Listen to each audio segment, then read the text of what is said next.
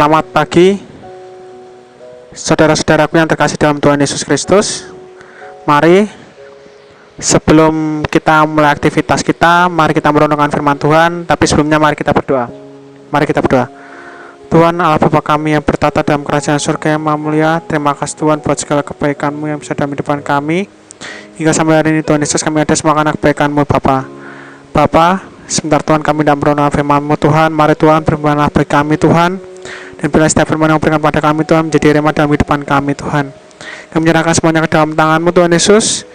Hanya di dalam nama Tuhan Yesus kami berdoa. Amin.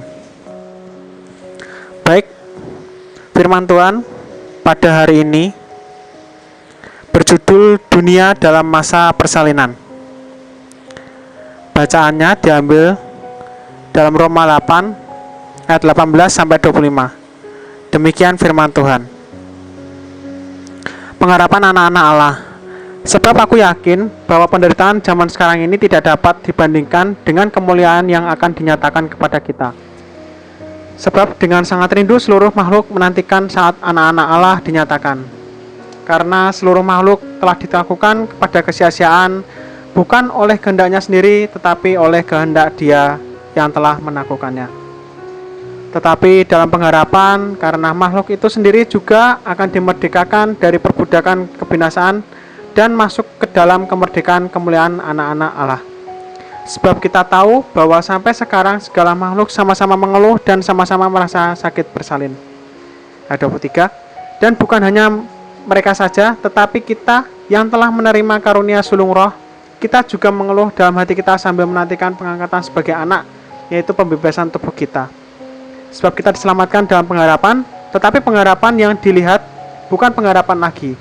Sebab bagaimana orang masih mengharapkan apa yang dilihatnya, tetapi jika kita mengharapkan apa yang tidak kita lihat, kita menantikannya dengan tekun. Demikian bacaan firman Tuhan, dan ayat natsnya diambil dari ayat 22. Sebab kita tahu bahwa sampai sekarang segala makhluk sama-sama mengeluh dan sama-sama merasa sakit bersalin. Sejak dulu bumi melontarkan keluhannya. Kadangkala keluhan itu lebih menyerupai teriak kesakitan, seperti seorang ibu yang sedang melahirkan. Rasul Paulus mengatakan bahwa segala makhluk sama-sama mengeluh dan sama-sama merasa sakit bersalin. Keluhan-keluhan ini acap kali muncul dalam bentuk gempa bumi, tanah longsor, badai, atau tsunami.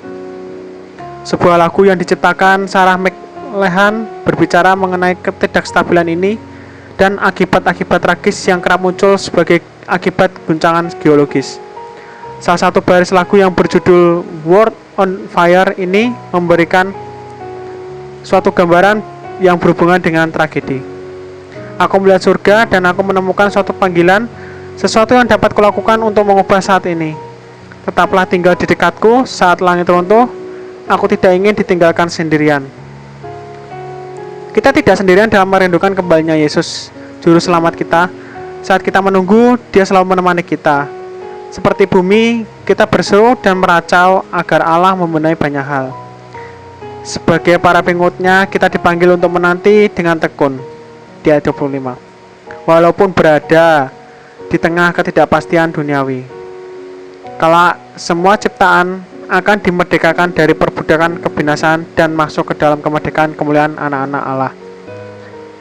Di ayat 21. Yesus mengatakan bahwa Dia akan selalu menyertai kita sampai kepada akhir zaman. Dan tentu saja kita dapat mempercayai janjinya karena janji Tuhan ya dan amin. Demikian bacaan firman Tuhan pada hari ini. Biarlah firman Tuhan menjadi rema dalam kehidupan kita. Mari kita akhiri dalam doa. Tuhan, kami percaya Tuhan Yesus Engkau menyertai kami Tuhan, dan janji-Mu Tuhan ya dan amin Tuhan. Biarlah Tuhan setiap kejadian yang ada di bumi ini Tuhan Yesus, biarlah Tuhan kami selalu percaya Tuhan bahwa Engkau selalu menyertai kami dan Engkau selalu ada bersama-sama dengan kami Tuhan. Biarlah firman-Mu Tuhan menjadi rema dalam kehidupan kami Tuhan, dan biarlah juga firman-Mu bisa menguatkan kami terus Tuhan. Terima kasih Tuhan, dan sebentar Tuhan kami tidak melakukan aktivitas kami pada pagi ini.